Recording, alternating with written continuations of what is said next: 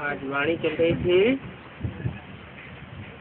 30 मई 1966 की।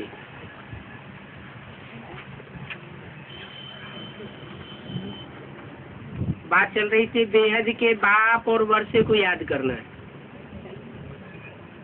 बेहद के बाप को याद करना है और वर्षे को याद करना है। बेहद का बाप कौन है?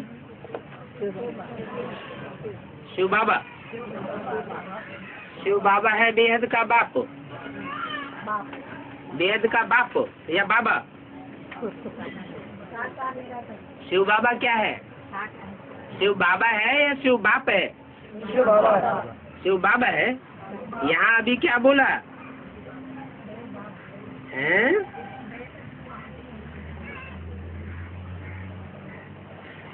बेहद के बाप और वर्षे को याद करना है। बेहद के बाबा नहीं बोला, क्या बोला? बेहद के बाप और वर्षे को याद करना है। माना बेहद का बाप शिव बाबा नहीं है, है? बेहद का बाप कौन है? सुप्रीम सोल, वो है बेहद का बाप। हद की दुनिया का भी और बेहद की दुनिया का भी। प्रजापिता तो सिर्फ मनुष्य आत्माओं का बाप है, लेकिन सुप्रीम सोल तो मनुष्य आत्माओं का बाप तो है ही। और जो भी आत्माएं हैं, कीट पशु पक्षी पतंगे, वो भी तो आत्माएं हैं। उन सब आत्माओं का भी बाप है। लेकिन बेहद के बाप दो बताए, एक आत्माओं का बाप और दूसरा बेहद जो मनुष्य सृष्टि है उनका बाप। बेहद मनुष्य सृष्टि में सभी धर्म के मनुष्य आ जाते हैं। हिंदू हो, मुसलमान हो, सिख हो, ईसाई हो, जो भी मनुष्य मात्र हैं। आज 500-700 करोड़ की मनुष्य आत्माएं हैं। उन सब का बाप माना प्रजापिता।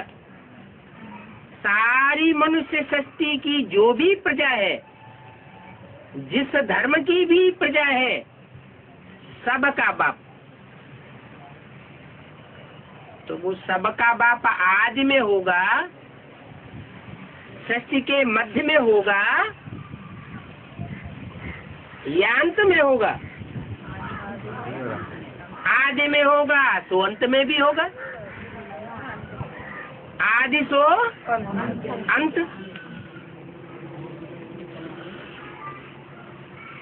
सभी धर्म के लोग मानते हैं कि मनुष्य सृष्टि का ओरिजिन, शुरुआत कोई एक मनुष्य से हुआ। मुसलमान लोग उसको क्या कहते हैं? आदम कहते हैं। अंग्रेज लोग एडम कहते हैं। हिंदू लोग आदिदेव कहते हैं। तुम आदिदेव है, पुरुष है, पुराण है। शंकर की मूर्ति सामने रख के बोलते हैं ना।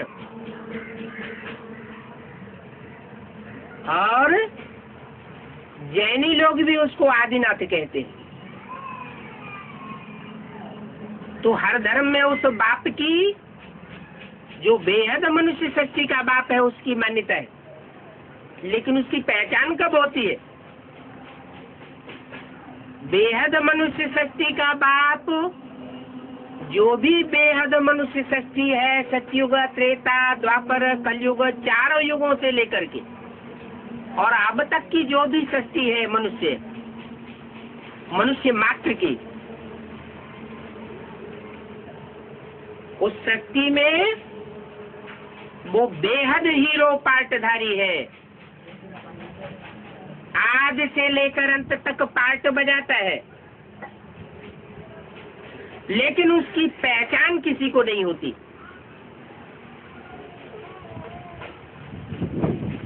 तो जब पहचान ही नहीं तो बेहद का बाप भी नहीं। पहचान कब होती है? जब वो सुप्रीम सोल जो भी बिंदु बिंदु आत्माएं हैं, उन बिंदु बिंदु आत्माओं का बाप, जिसकी यादगार भारतवर्ष में शिवलिंग बनाते हैं, निराकार की यादगार है, वो कभी साकार नहीं बनता, जन्म मरण के चक्र में नहीं आता, सुख अथवा सुख दुख कुछ भी नहीं भोगता, अभोगता है, वो अकर्ता है, न दुष्ट कर्म करता है और न श्रेष्ठ कर्म करता है, कराता है।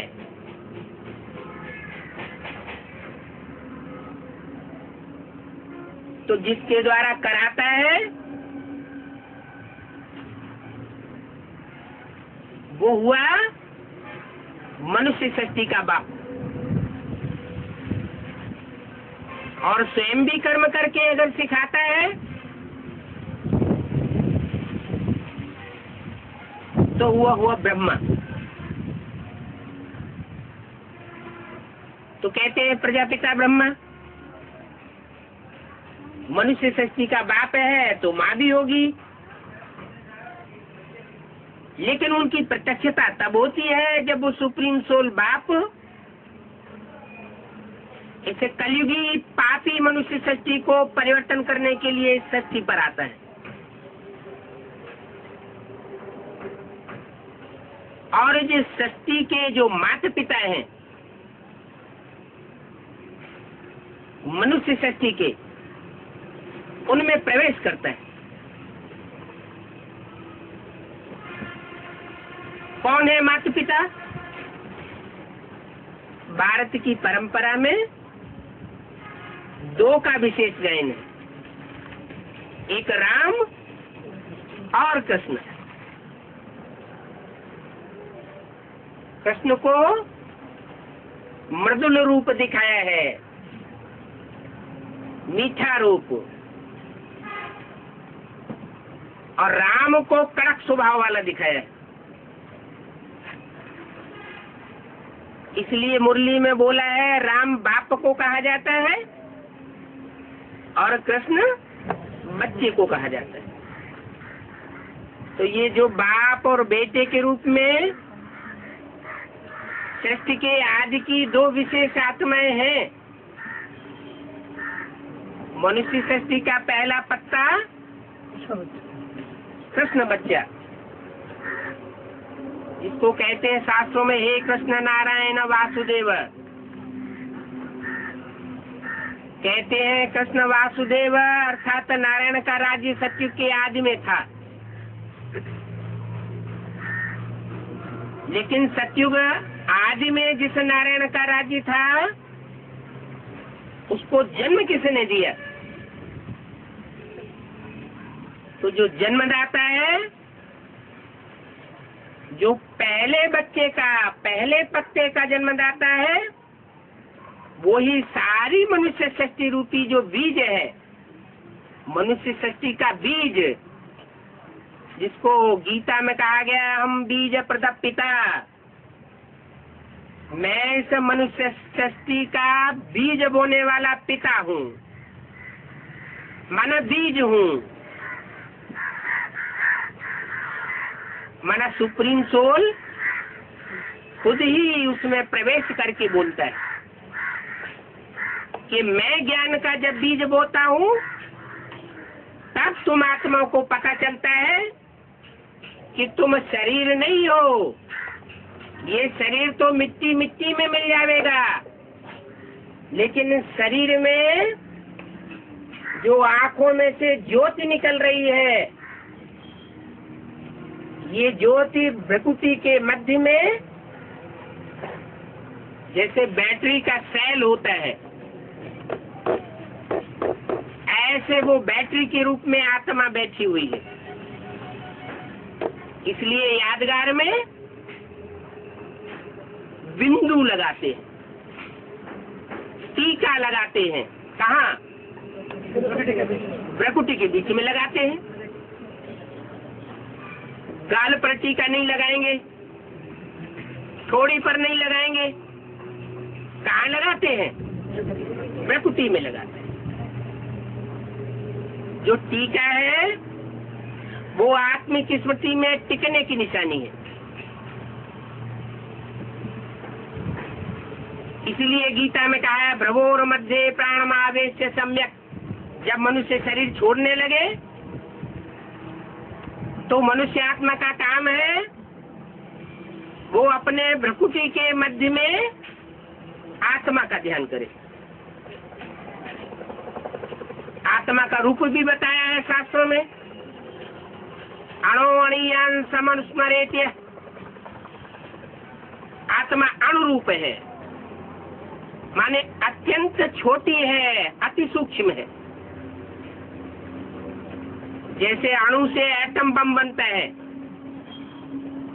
ऐसे ही ये आत्मा चैतन्य एटम है। एटम का ही नाम आत्मा है। वो एटम जिससे एटम बम बनता है कितना पावरफुल होता है। वो जड़ है और ये एटम ये चैतन्य आत्मा है। ये चैतन्य आत्मा भी जब सामूहिक शक्ति अपनी इकट्ठी कर लेती है तो चैतन्य एटम बम का काम करती है। आत्मा में जबरदस्त शक्ति भरी हुई है, लेकिन आत्मा अपने स्वरूप को भूली हुई है। देहभान होने के कारण घड़ी घड़ी देह याद आती है, देह के पदार्थ याद आते हैं, देह के संबंधी याद आते हैं और आत्मा अपना स्वरूप भूल जाती है। तो कंसंट्रेशन हट जाता है। जो एकाग्रता है, आत्मिक एकाग्रता भंग हो जाती है। वो आत्मिक एकाग्रता को धारण करने के लिए अभ्यास चाहिए।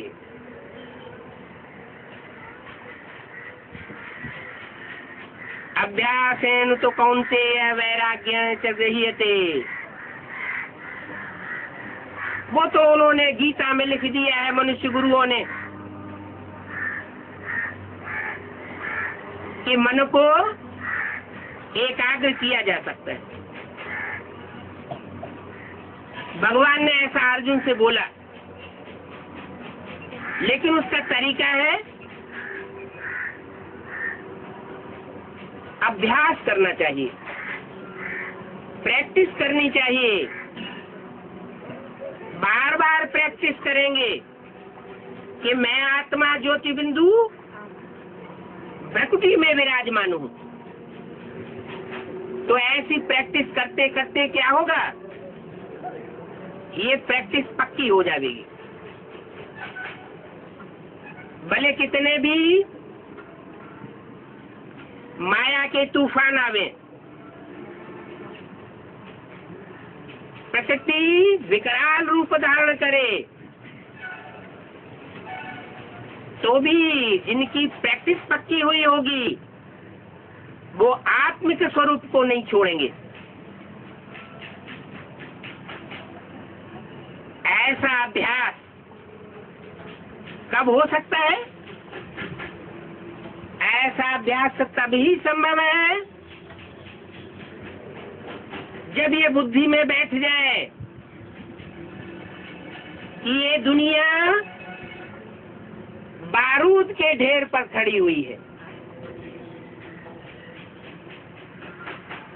जैसे कोई मकान हो, और उसके नीचे बारूद बिछा दिया जाए ढेर सारा, सिर्फ तीली लगाने की देर है। तो ऐसे ही ये बात बुद्धि में बैठी हुई होनी चाहिए कि अब इस दुनिया के अंदर खौफनाक चीज तैयार हो चुकी है, जिसे कहते हैं एटम बम, हाइड्रोजन बम, कीटाणु बम। हिस्ट्री में 2500 साल पहले कभी ऐसी खतरनाक चीज नहीं तैयार हुई थी। वो सुप्रीम सोल बाप, निराकार ज्योति, जिसकी यादगार शिवलिंग मंदिरों में रखा हुआ है, वो जब इस सृष्टि पर आता है कलयुग के अंत में,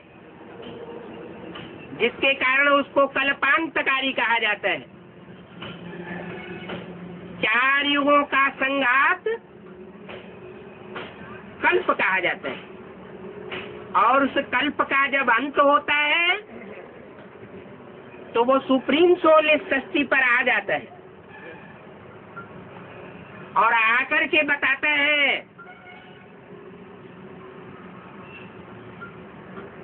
कि मैं नई सृष्टि रचने के लिए आया हुआ।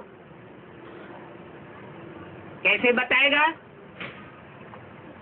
उसके लिए तो कहते हैं बिनु पता चले सुने बिनु काना, कर बिनु कर्म करे विधि नाना, आना न रहे सकल रसब होगी। शास्त्रों में तो मनुष्य गुरुओं ने लिख दिया। अब उन शास्त्र लिखने वालों से कोई पूछ नहीं सकता, क्योंकि वो जो लिखने वाले थे वो तो चले गए।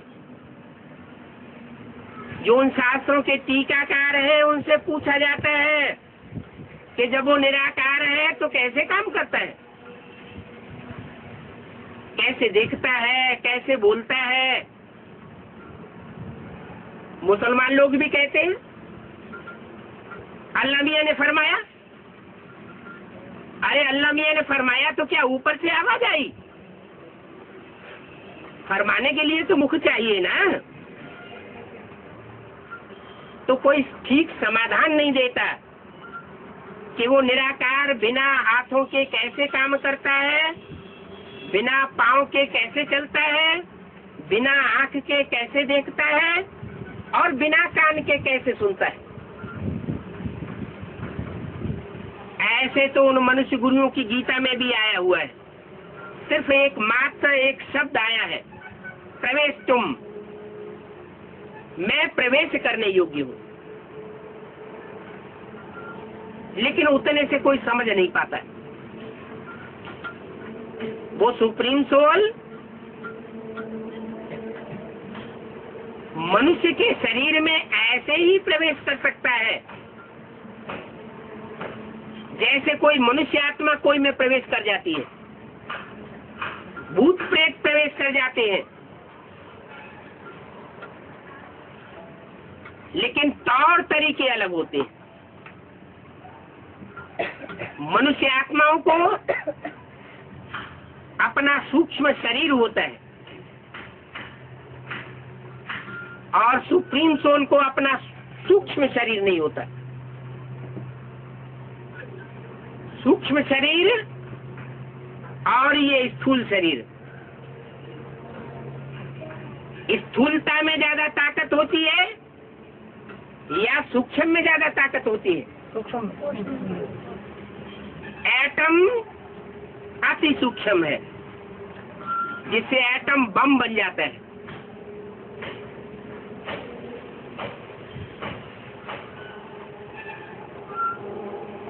तो सूक्ष्म में ज्यादा ताकत होने के कारण मनुष्य आत्मा जब शरीर छोड़ती है अकाले मौत में, तो वो सूक्ष्म शरीरधारी भूत प्रेत भी बन जाता है और वो जिसमें प्रवेश करता है उसमें अकूत शक्ति आ जाती है। वो तो मनुष्य की बात हुई, लेकिन यहाँ तो सुप्रीम सोल की बात है। सुप्रीम सोल कर्म बंधन में बंधता नहीं, जन्म मरण के चक्र में आता नहीं, गर्भ से जन्म लेता नहीं, तो उसको सूक्ष्म शरीर का बंधन भी क्यों बंधेगा? वो तो हल्की फुल्की आत्मा है, ज्योति बिंदु है, जिसे ज्योति बिंदु का बड़ा आकार शिवलिंग बनाया है, जिसको अपने हाथ पांव नाक आंख कान नहीं है। ये यादगार समझाने के लिए ऋषियों मुनियों ने ये स्वरूप बनाया था। तो वो सुप्रीम सोल प्रवेश कर सकता है। अब सवाल पैदा होता है किसमें प्रवेश करेगा? हिंदू शास्त्रों में तो 24 अवतार दिखा दिए, घोड़े का अवतार दिखा दिया, सुअर का अवतार दिखा दिया, मगरमच्छ का अवतार दिखाई दिया, कछुए का अवतार दिखाई दिया, फिर मनुष्य अवतार भी दिखाई दिए, राम और कृष्ण का भी अवतार दिखाया है, आधा मनुष्य और आधा शेर का अवतार दिखाया, नरसिंह अवतार।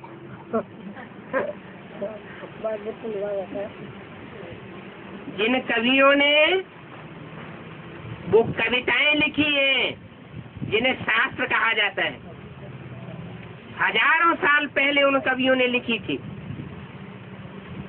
उन कवियों की भाषा अलंकारिक थी, लाक्षणिक थी, प्रतीकात्मक भाषा थी। जिस भाव से उन्होंने लिखा था, उस भाव को पहचानने वाले आज के तामसी मनुष्य नहीं है, क्योंकि कलयुग के अंत में आकर के मनुष्य के अंदर काम, क्रोध, लोभ, मोह, अहंकार 5 विकार अति में समा जाते। कोई भी बात के अर्थ को उल्टा समझता है। इसलिए मनुष्य गुरुओं के द्वारा जो लिखे हुए शास्त्र हैं, उनकी उल्टी उल्टी टीका समझ ली, उसका सही अर्थ नहीं समझा गया। तो फिर परमात्मा को ही, सुप्रीम सोल को ही सृष्टि पर आना पड़ता है और उन शास्त्रों का सार आकर के समझाता है, बताता है कि मैं प्रवेश करता हूं। मैं जब प्रवेश करूंगा तो क्या कीड़े मकोड़ों को सुधारने के लिए प्रवेश करूंगा? जानवरों को सुधारने के लिए प्रवेश करूंगा? अरे ये कीट, पशु, पक्षी, पतंगे, जानवर, इनमें तो मन बुद्धि की प्रधानता ही नहीं है। इनके द्वारा सृष्टि का परिवर्तन नहीं हो सकता। सृष्टि का परिवर्तन मानसिक पावर से होता है। मानसिक पावर, बौद्धिक पावर मनुष्यों में होती है। मननात् मनुष्य कहा जाता है। जो मनन चिंतन कर सकता है वही मनुष्य है। और मनन चिंतन भी 2 तरह का होता है। एक शैतान से प्रभावित मन होता है और एक भगवान से प्रभावित मन होता है। भगवान ज्ञान सुनाकर जिस मन को प्रभावित कर देता है, वो मन इस सृष्टि में अच्छे वाइब्रेशन फैलाता है। उन अच्छे वाइब्रेशन से अच्छा वातावरण बनता है और अच्छा वातावरण बनने से सृष्टि का कल्याण होता है।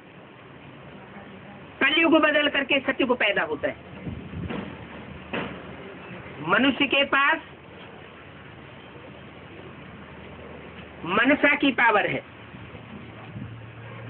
लेकिन वो उसका उपयोग नहीं जानता। हर मनुष्य आत्मा को जन्म से ही दात मिली हुई है, सबसे बड़ी दात मिली हुई है ईश्वर से, मन बुद्धि की। लेकिन मनुष्य गुरुओं ने उस ईश्वरीय दात को उल्टी पढ़ाई पढ़ा करके दबाई दिया। तो मनुष्य लोग जो सुनते हैं गुरुओं से, उन्हीं बातों पर विश्वास कर लेते हैं। ईश्वरीय जो देन मन बुद्धि जन्म से मिली हुई है, उसका उपयोग नहीं करते। अभी परमात्मा बाप बताते हैं, हे आत्माओं, तुम मन बुद्धि रूपी आत्मा हो। जब तुम हो ही मनुष्य, जिसमें बुद्धि की प्रधानता होती है, तो तुम अपनी मन बुद्धि की प्रधानता के आधार पर जो कर्म करेंगे, उससे सृष्टि का परिवर्तन जरूर होगा। लेकिन इसके लिए अभ्यास चाहिए, एकाग्रता का। एकाग्रता आएगी वैराग से। ये दुनिया, देह, देह के संबंधी, देह के पदार्थ, चाहे वो मकान हो, चाहे दुकान हो, सब जाने वाले हैं। मनुष्यों के सारे आधार खिसकने वाले हैं।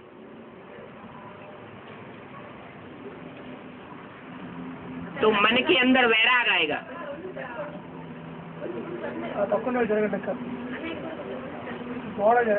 वैराग आने से इस दुनिया से बुद्धि हट करके एकाग्र बनेगी।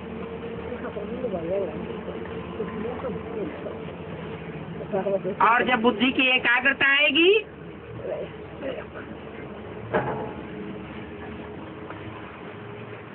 तो मनसा पावर, बौद्धिक पावर बढ़ती जाएगी। और मनुष्य अपने वाइब्रेशन के आधार पर, अपनी बौद्धिक पावर के आधार पर इस सृष्टि को परिवर्तन कर सकेगा, संगठित रूप में परिवर्तन करेगा। कहते अकेला चना भार नहीं फोड़ सकता।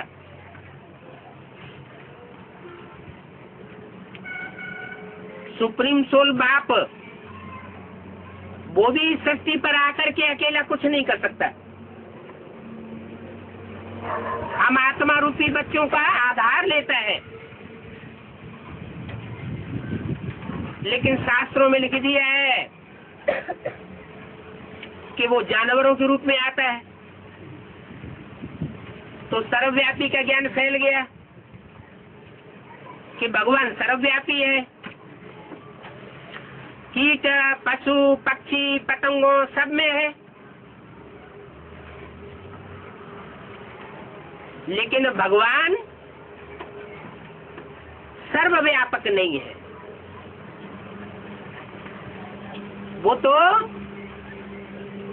इस मनुष्य सृष्टि की जो भी श्रेष्ठ से श्रेष्ठ आत्मा है, हीरो पाटधारी आत्मा है,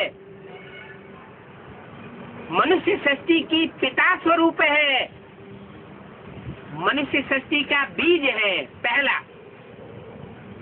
उसमें मुकर्रर रूप से प्रवेश करता है और सारी सृष्टि का परिवर्तन करता है। तो एक व्यापी हुआ या सर्वव्यापी हुआ? वो एक व्यापी होकर के आता है। अगर वो सर्वव्यापी होता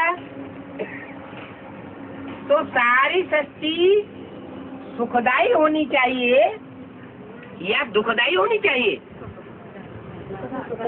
परमात्मा को तो सुख का सागर कहा जाता है। कोई कहता है परमात्मा दुख का सागर है, प्यार का सागर कहा जाता है।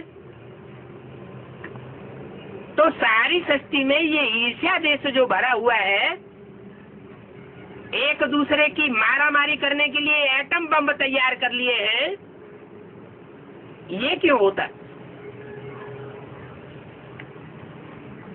तो इससे साबित होता है कि वो एक व्यापी बन करके आता है। और जब एक व्यापी बन करके आएगा तो परमात्मा के प्रति एकाग्रता बढ़ेगी, या वो सर्वव्यापी हो जाएगा तो एकाग्रता बढ़ेगी। मंदिर में भी है, मस्जिद में भी है, गुरुद्वारे में भी है, गिरजाघर में भी है, इस तीर्थ में भी है, उस तीर्थ में भी है। तो बुद्धि एकाग्र होगी, या सिर्फ एक मनुष्य मात्र में ही शक्ति में प्रवेश करके वो अपना परिचय देगा कि मेरा ये स्वरूप है। ज्ञान के आधार पर जो ज्ञानी तू आत्मा बच्चे होंगे, मन बुद्धि का प्रयोग करने वाले बच्चे होंगे, जानवर बुद्धि नहीं होंगे, पत्थर बुद्धि नहीं होंगे, वो मेरे को पहचान लेंगे। इसलिए बोला है ज्ञानी प्रभु विशेष प्यारा, ज्ञानी आत्मा तू मुझे विशेष प्रिय है।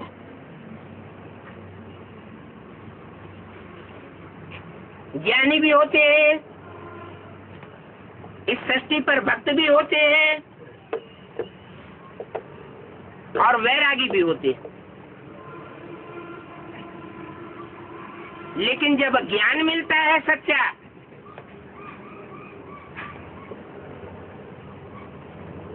तो सच्चे ज्ञान के आधार पर जो भक्ति के क्रियाकर्म कांड हैं, जो मनुष्य गुरुओं ने रचे हैं, जिनमें अंधश्रद्धा भरी हुई है, वो ज्ञान के फोर्स से उनका खंडन हो जाता है। भक्ति आती है अनेक मनुष्य गुरुओं से। अनेक मनुष्य गुरुओं का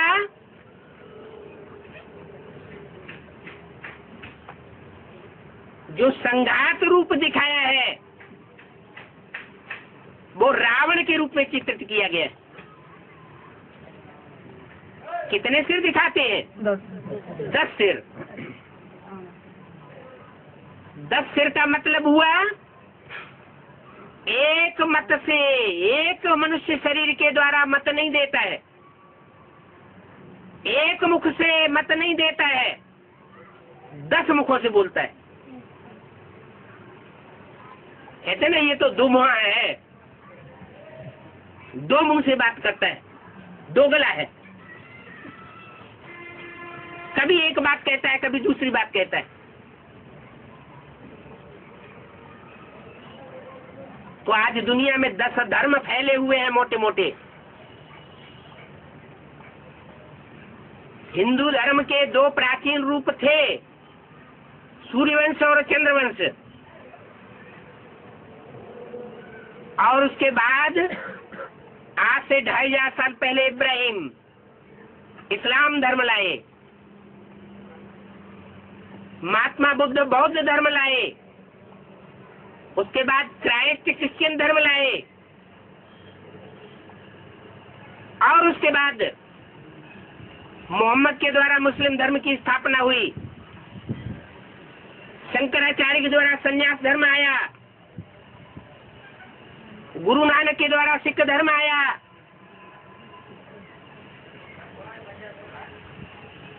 और आर्य समाज आया महर्षि दयानंद के द्वारा।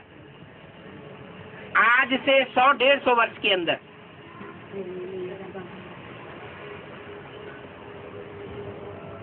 जो देवताओं को नहीं मानते,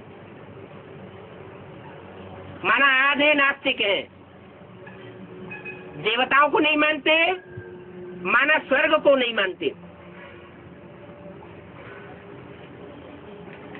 स्वर्ग नरक कोई अलग अलग होते हैं इस बात को नहीं मानते। परमात्मा के साकार स्वरूप को नहीं मानते, माने आधे नास्तिक है। और उनके आने के बाद तुरंत ही सृष्टि पर नास्तिक धर्म फैल जाता है। नास्तिक माने किसी के ऊपर आस्था नहीं, न आत्मा को, न परमात्मा को, न दुख को, न सुख को, न स्वर्ग को, न नरक को, किसी को नहीं मानते। ऐसा नास्तिक धर्म जब संसार में फैल जाता है तो दुनिया के हर देश में प्रजातंत्र स्थापन होता है, राजतंत्र खत्म हो जाता है। दुनिया की हिस्ट्री बताती है कि दुनिया में सदा राजाओं का राज्य चला है।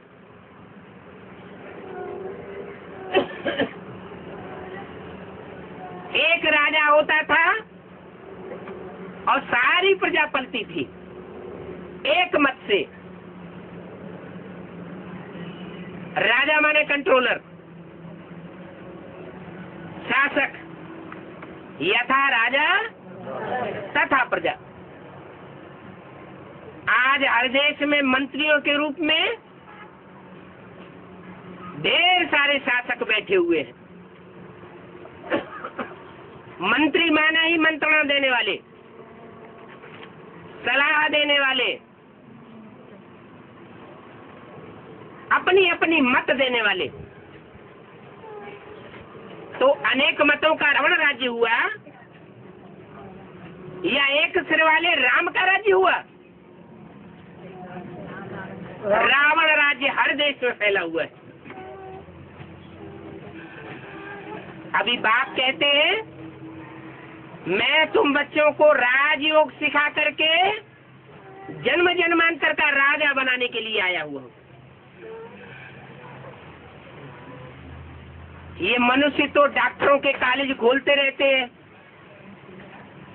उनमें डॉक्टर बनाए जाते हैं, इंजीनियरिंग कॉलेज खोलते रहते हैं, उनमें इंजीनियर बनाए जाते हैं, वकीलों के कॉलेज खोलते हैं, उसमें जज और वकील बनाए जाते हैं। लेकिन मैं राजयोग की यूनिवर्सिटी खोलता हूं। उस राजयोग में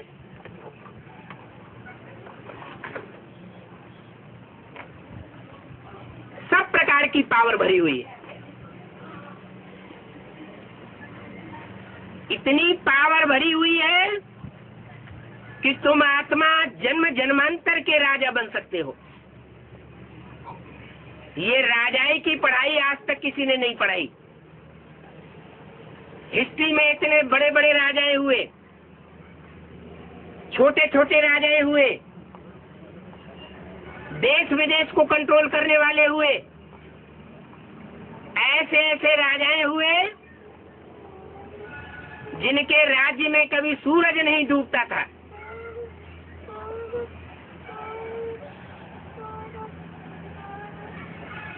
लेकिन वो सब राजाएं बाहुबल के आधार पर बनते थे। लेकिन मैं तुम्हें ऐसा राजा बनाने के लिए आता हूं जिसका गीता में वर्णन है, जो एक ही शास्त्र है जिसके लिए गायन है कि भगवान ने गीता गाई, और कोई शास्त्र नहीं है जिसके लिए कहा जाए भगवान ने गाया।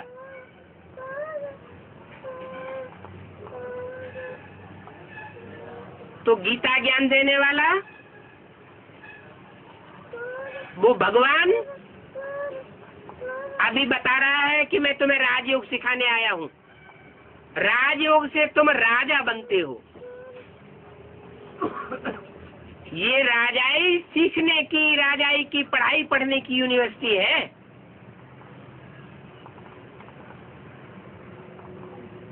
नौकर चाकर बनने की यूनिवर्सिटी नहीं है। मैं तुम्हें अधीन बनाने के लिए नहीं आया हूं। मनुष्य गुरुओं ने तुमको अधीन बनना सिखाया, मैं तुमको स्वाधीन राजा बनना सिखाता हूं। तो ऐसी पढ़ाई तुम नहीं पढ़ेंगे क्या? इस राजयोग का शास्त्रों में कितना गायन है। आज भी विदेश से लोग भारत में आते हैं राजयोग सीखने के लिए, लेकिन उन्हें कुछ नहीं मिलता, क्योंकि राजयोग के नाम पर मनुष्य गुरुओं ने ढेर के ढेर योग सिखाने शुरू कर दिए जाति जाति के। कोई शारीरिक योग सिखाते हैं, आसन प्राणायाम सिखाते हैं, कहते हैं ये राजयोग है। अभी भगवान बाप कहते हैं मैं ऐसी कलाबाजी सिखाने के लिए नहीं आया हूं, मैं तो मनुष्यों को मन बुद्धि की प्रैक्टिस कराने के लिए आता हूं। मन बुद्धि की ऐसी प्रैक्टिस जिससे तुम जन्म जन्मांतर के पावरफुल बुद्धि वाले राजा बनते हो। जिसका मन कंट्रोल में है वो सब कुछ कंट्रोल कर सकता है। मनुष्य में मन बुद्धि प्रधान है, तो जो चीज प्रधान है उसका उपयोग करना चाहिए। भगवान बाप आकर के बताते हैं अभी मन बुद्धि रूपी तुम्हारी आत्मा रूपी बीज बहुत कमजोर हो गया है। जैसे कोई बीज होता है, धरनी में बोया जाता है, तो जितनी बार बोया जाएगा उसकी ताकत कम होती जाती है, फिर उसकी वैरायटी बदलनी पड़ती। ऐसे ही ये तुम्हारी आत्मा रूपी जो बीज है, इस मनुष्य सृष्टि में सतयुग, त्रेता, द्वापर, कलयुग 4 युगों से जन्म लेते लेते अब ये बहुत कमजोर हो चुका है। मन बुद्धि रूपी आत्मा मन बुद्धि से क्षीण हो चुकी है, और इसका जो वृक्ष है शरीर, जिसमें 5 ज्ञानेंद्रियां, 5 कर्मेंद्रियां हैं, वो भी बहुत कमजोर हो चुकी है। इसका प्रूफ है आज से 500 साल पहले महाराणा प्रताप के हाथ में जो तलवार थी वो इतनी वजनी तलवार थी कि हम लोग उसे हाथ में लेने से कतराएंगे, उठाने से कतराएंगे। और उसी तलवार से उन्होंने हिंदुस्तान के सम्राट मुसलमान से लड़ाई लड़ी थी।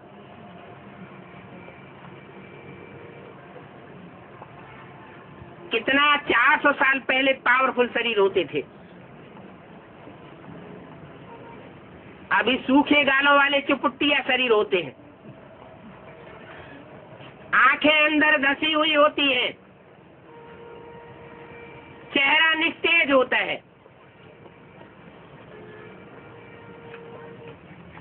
ऐसा क्यों हो गया? क्योंकि आत्मा रूपी बीज जन्म जन्मांतर से कमजोर होता आया। बार बार जन्म लिया, बार बार सुख दुख भोगा, तो आत्मा कमजोर हो गई। अब इस आत्मा रूपी बीज को, बैटरी को पावरफुल बनाने के लिए, चार्ज करने के लिए वो सुप्रीम सोल जनरेटर के रूप में आता है। वो कहता है बच्चे मेरे से कनेक्शन जोड़ो। जैसे तुमने जन्म जन्मांतर कनेक्शन जोड़े हैं, कनेक्शन माना संबंध, देहधारियों के साथ संबंध जोड़े हैं ना, चिपक चिपक किया है ना। तो अनेकों के साथ संबंध जोड़ते जोड़ते तुम कमजोर बन गए। ये सब बैटरीज, जितनी भी मनुष्य आत्मा रूपी बैटरीज हैं, वो आत्माएं हैं, डिस्चार्ज होने वाली बैटरीज हैं। मैं जनरेटर हूं। मैं आत्म शक्ति को जनरेट करता हूं। मैं सदा शिव हूं। सदा काल के लिए तुम्हारे लिए कल्याणकारी हूं। जो भी वाचा बोलूंगा वो वाचा तुम्हारे लिए कल्याणकारी। कर्मेंद्रियों से जो भी कर्म करूंगा, किसी मनुष्य शरीर में मुकर्रर में प्रवेश करके, वो हर कर्म तुम्हारे लिए कल्याणकारी होगा।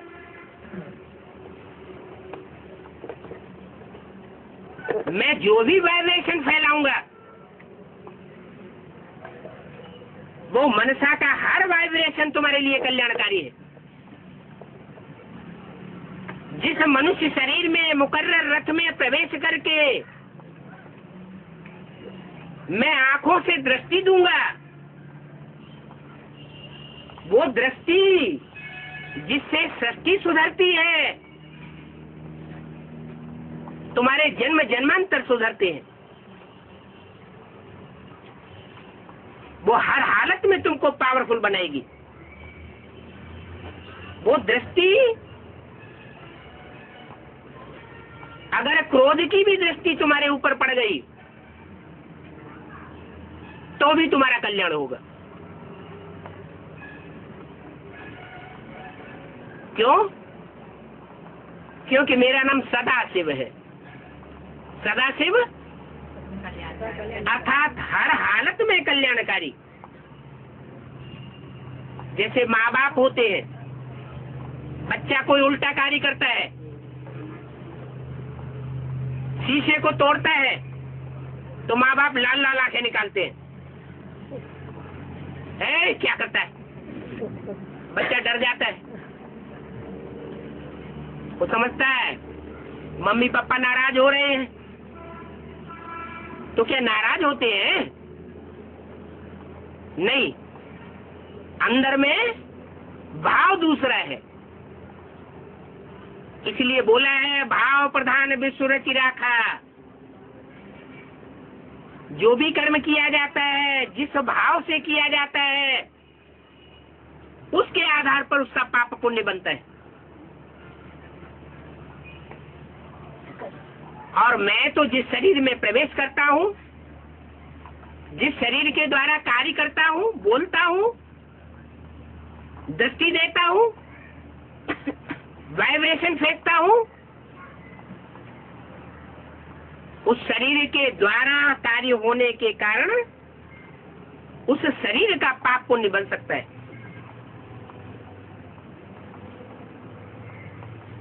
मैं तो अभोक्ता हूं, मेरा तो कोई पाप पुण्य बनने का सवाल ही नहीं। इसलिए मैं तो हर हालत में तुम्हारे लिए कल्याणकारी हूं। अब मेरे स्वरूप को पहचानो। मैं जो हूं, जैसा हूं, और जिस रूप में भी पार्ट बजाए रहा हूं, उस रूप को मेरे साथ रहने वाले बच्चे भी नहीं पहचान पाते। भी साथ रहने वाले भी का मतलब ये नहीं है कि सारे ही नहीं पहचान पाते। कोई कोई है ऐसे जो साथ में रहते हैं तो भी नहीं पहचान पाते।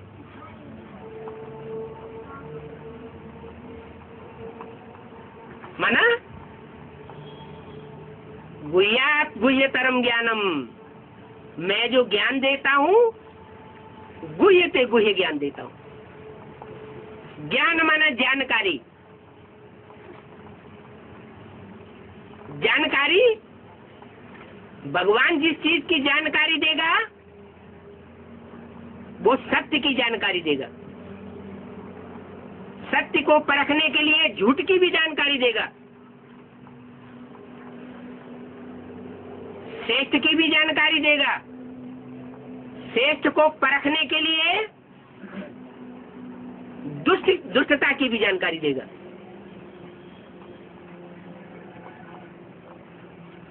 रावण की भी जानकारी देता है और राम की भी जानकारी देता है। जिस राम में वो सुप्रीम सोल बाप प्रवेश करके राम भगवान के रूप में गाया जाता है, वो राम भगवान कोई त्रेता युग का नहीं था। त्रेता युग में तो 14 कलाएं गाई हुई है सृष्टि की। जहाँ 14 कलाएं हैं, सिर्फ 16 कला में से 2 कलाएं कम हुई है। वहाँ कोई रावण जैसे असुर नहीं होते हैं। ये तो इस समय की बात है। कलयुग के अंत में जब मैं आता हूँ, इस सृष्टि के 4 युगों की शूटिंग कराता हूँ, रिहर्सल कराता हूँ। अभी 4 युगों की रिकॉर्डिंग हो रही है। इस ज्ञान को जब तुम बच्चे धारण करते हो तो अपने 4 युगों के 84 जन्मों की रिकॉर्डिंग कर रहे हो।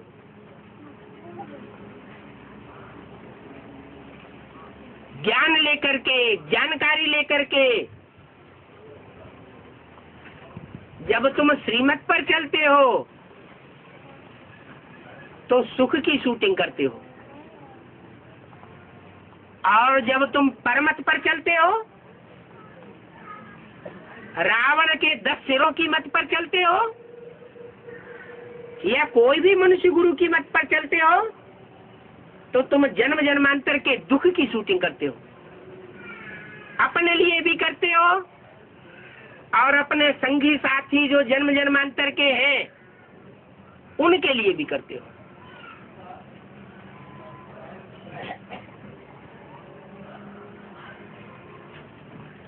कहते हैं कल्प कल्प लगी प्रभु अवतारा। हर 4 युगों के बाद कलयुग को पलट करके सतयुग बनाने के लिए मैं कल्पांतकारी बाप आता हूँ, और पापी कलयुग को बदल करके सतयुगी सृष्टि बनाकर जाता हूँ। ये सतयुगी सृष्टि सत्य बाप के सिवाय कोई बना ही नहीं सकता। अंग्रेज लोग भी कहते हैं गॉड इज ट्रुथ, हिंदी लोग भी कहते हैं सत्यम शिवम सुंदरम। वो एक ही सत्य है और बाकी दुनिया में सब झूठ है।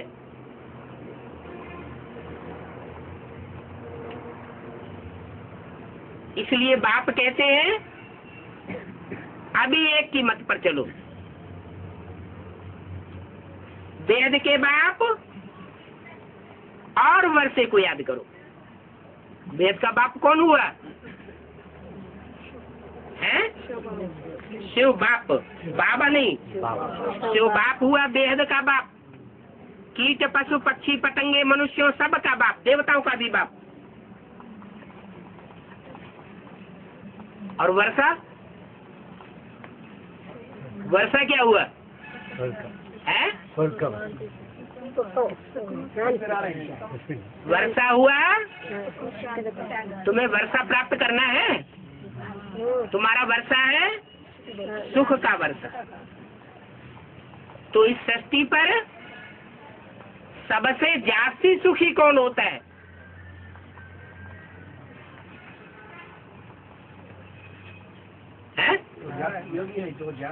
जो जास्ती योगी होगा उतना ही सुख का भोगी होगा।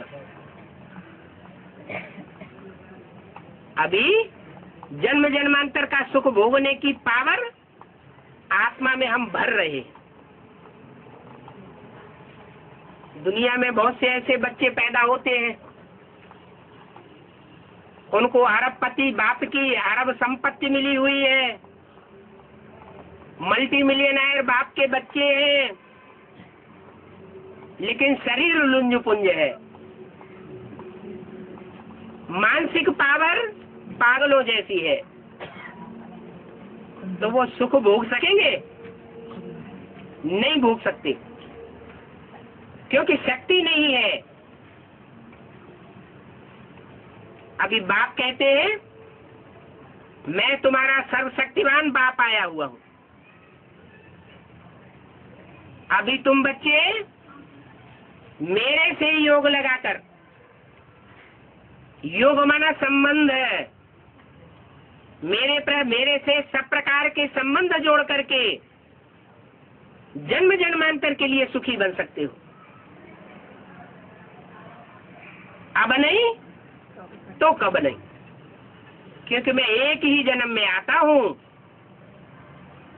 हर जन्म में नहीं आता, हर युग में नहीं आता। ऐसे नहीं कि सतयुग में आऊंगा, वहां तो आई सत्य का युग, वहां आके क्या करूंगा? 16 कला संपूर्ण सुखी सृष्टि है। ऐसे नहीं त्रेता युग में राम राज्य में आता हूं, वहां तो है ही राम राज्य, रावण राज्य होने का क्या सवाल? झूठी झूठी बातें लिख दी है शास्त्रों में। ऐसे नहीं द्वापर के अंत में मैं कृष्ण बन करके आता हूं और पापी कलयुग की स्थापना करके चला जाता हूं, फिर मेरे आने का फायदा ही क्या हुआ? अरे मैं तो आता हूं कलयुग के अंत में, जब सारी सृष्टि पर पाप का बोझा बढ़ जाता है, सब दुखी हो जाते हैं, सब में से अति दुखी सृष्टि को अति सुखी बनाने के लिए आता हूं। कोई कहे ये सब धंधा करने की जरूरत क्या है? धंधे की बात नहीं है, ये ड्रामा है, ये सृष्टि एक रंगमंच है। इसमें नितांत दुख भी होता है और नितांत सुख भी होता है। अगर दुख का आगार नहीं होगा तो सुख का कोई मूल्य नहीं होगा, अंधेरा नहीं होगा तो सोजरे को कोई पूछेगा नहीं।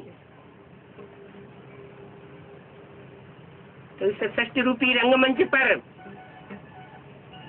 तुम बच्चे विराजमान हो, नाटककार के रूप में पात्र हो, साक्षी हो करके, ईश्वरीय ज्ञान लेकर के इस सृष्टि रूपी रंगमंच के नाटक को देखो और श्रेष्ठ पाठ बजा करके जन्म जन्मांतर की प्रारब्ध अभी इसे एक जन्म में बाप से प्राप्त कर लो। ओम शांति।